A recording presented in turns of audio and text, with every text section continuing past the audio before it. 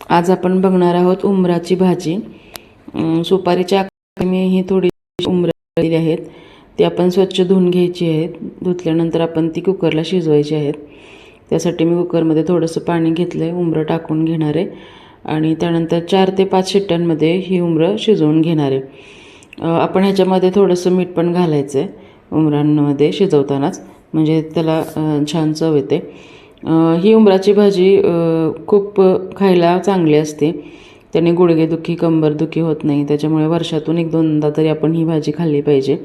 अशा रानटी भाज्या आपल्या खाण्यात खूप कमी येतात, तर त्यासाठी मी ही रेसिपी करत आहे। 4 ते 5 शिट्ट्या झाल्यानंतर आपली उंबरं अशा प्रकारे शिजलेली आहेत। ती मी कट करून घेतलेली आहेत। कट केल्यावर लक्षात येतं जर काही खराब असेल तर आपण त्यातनं काढतो। आता तुम्ही ह्याच्यापेक्षा अजून बारीक कट करू शकता। त्यानंतर ह्याच्यासाठी मी कांदा, आलं, लसूण आणि कोथिंबीर घेतलेली आहे। तव्यामध्ये आता आपण ही रेसिपी तयार करणार आहोत। त्यासाठी मी 2 चमचे तेल घेणार आहे। त्यानंतर आपण पुढची प्रोसेस करायची आहे। तेल थोडंसं गरम होऊन द्यायचं आहे। गरम झालं की त्याच्यामध्ये मी जिरं टाकून घेतलं आहे। जिरं थोडंसं तडतडलं की त्याच्यामध्ये आपण कांदा टाकून घेऊया। आता हा कांदा आपण चांगला भाजून घ्यायचा आहे। ही भाजी आपण जास्त करून पावसाळ्याच्या वेळी म्हणजे खाल्ली जाते, कारण त्यावेळी ती कवळी असतात, त्याच्यामध्ये जास्त बी तयार झालं नसतं, तर तेव्हा ते खूप चांगलं लागतं। आता मी मीठ टाकून घेतलं आहे। जेवढं कमी बी असेल तेवढा तो जो गाव आहे तो खायला चांगला वाटतो। त्यामुळे तुम्ही शक्यतो त्यावेळी ही भाजी केली तर आणखीन खूप चांगली लागेल। शक्यतो छोटे आकाराचे जर उंबरं असतील तर त्याच्यामध्ये बी नसतं, त्याच्यामुळे छोट्या आकाराचीच उंबरं घ्यायची।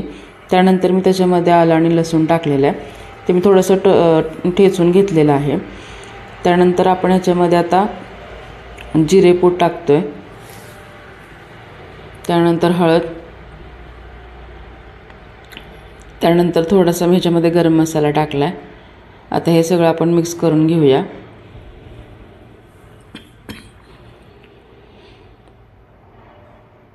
चांगलं मिक्स करून झालं की आपण ह्याच्यामध्ये आपला कांदा लसूण मसाला टाकायचा आहे। खूप थोड्या साहित्यामध्ये ही भाजी तयार होते।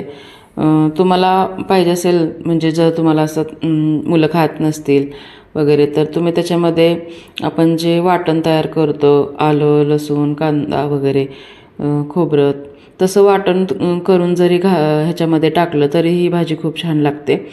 पण त्याची खरी चव ही बेसिक मसाल्यातच आहे।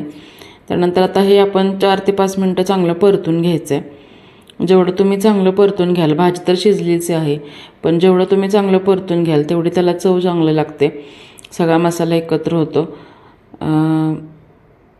आता तुम्ही बघू शकता अशा प्रकारे आपली भाजी मस्त तयार झाली आहे। आता ह्याच्यावरती मी कारळ्याचं कूट टाकलेलं आहे। कारळ्याचं कूट मी आधी टाकलं नाही आहे, कारण मसाले जळतात, त्याच्यामुळे आपण थोडंसं नंतर टाकलं आहे। आता आपण 1-2 मिनटं आणखीन वाफ देऊयात, म्हणजे ते आणखीन मसाले छान लागतील त्याला। 2 मिनटानंतर तुम्ही बघू शकता आपली भाजी छान तयार झालेली आहे। कारळ्याच्या कोटाने तर खूप छान टेस्ट लागते ह्याला। अशा प्रकारे आपली ही पौष्टिक भाजी तयार झाली आहे। ही भाजी तुम्ही नक्की करून बघा। आवडल्यास मला नक्की कमेंट करून सांगा। लाईक आणि शेअर करायला विसरू नका। तसंच चॅनलला नक्की सबस्क्राईब करा आणि भेटूयात अशाच रेसिपी घेऊन पुन्हा एकदा घरगुती स्वादमध्ये। रेसिपी बघितल्याबद्दल थँक्यू।